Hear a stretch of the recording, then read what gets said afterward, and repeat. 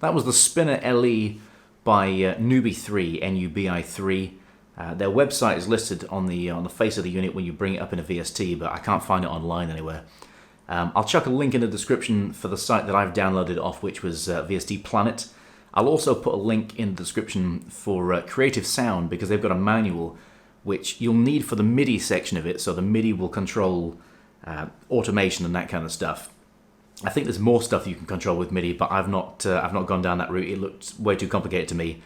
The unit itself is fairly self-explanatory. You can alter a few different parameters. So you've got volume for both the horn and the bass driver. You can also set the top speed and the lowest speed of the bass and horn section independently.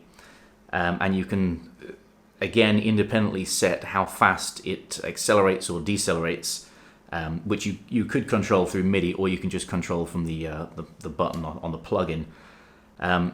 If you're a guitarist, you're not going to obviously control it from the plugin itself because you wouldn't have a hand free, but maybe as an organ player you could do that. This is not a live option for me. I don't see myself ever playing through a laptop like Vernon Reid, but you know, it's great for a recording. So I'll play you the intro thing in isolation now, and I'll also do another section showing you the slower speed, although the slower speed isn't something that I would use a lot.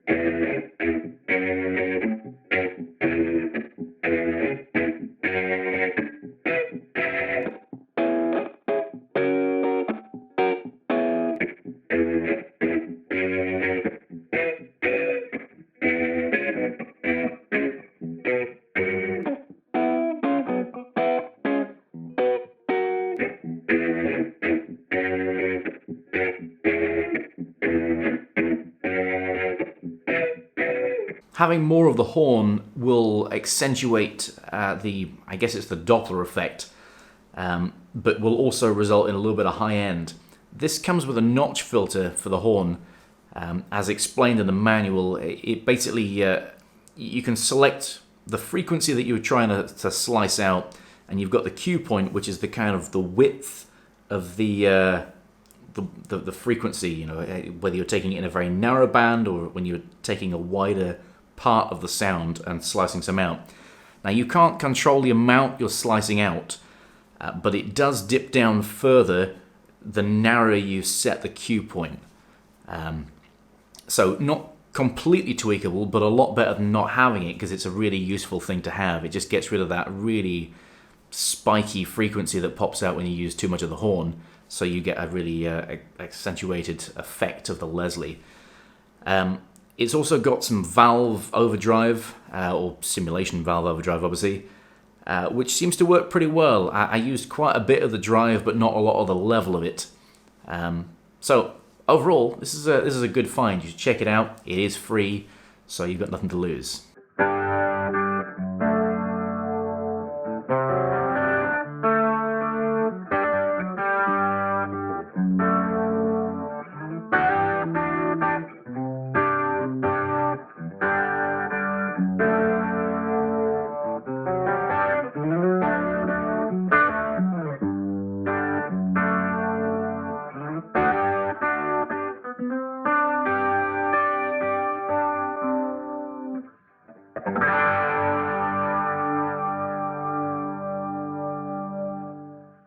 By the way, just a quick heads up, there is another one out there that's on like VST for free. It's called the Spin Bug. Somebody said in another forum somewhere that it had frozen their program every time they tried to load it up.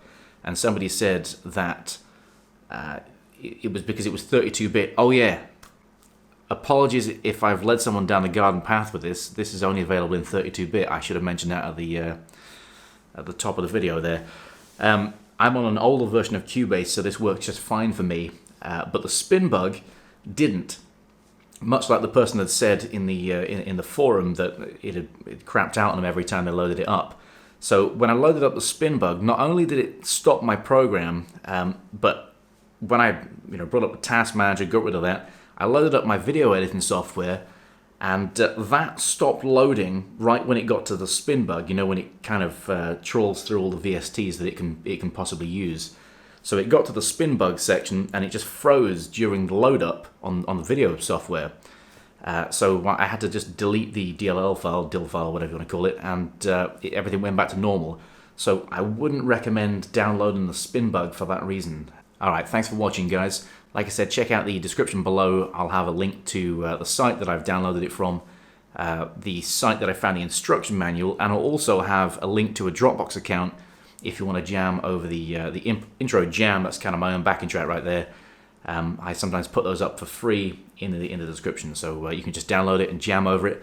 If you feel like doing a video with it, try and tag me in it somehow, and I'll get to see what you do with my tracks. Alright, see you next time. Later.